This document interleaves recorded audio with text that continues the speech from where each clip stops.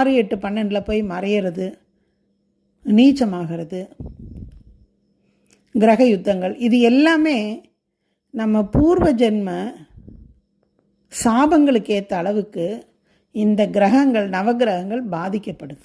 அதுதான் தோஷம். நவகிரகங்களுக்கும் சாபத்துக்கும் சம்பந்தம் இல்லை. சாபங்கள் நமக்கு ஏற்படுது, அந்த சாபங்களுக்கு ஏற்ற அளவுக்கு இந்த கிரகங்கள் தோஷமடைகின்றன. அதுதான் உண்மை.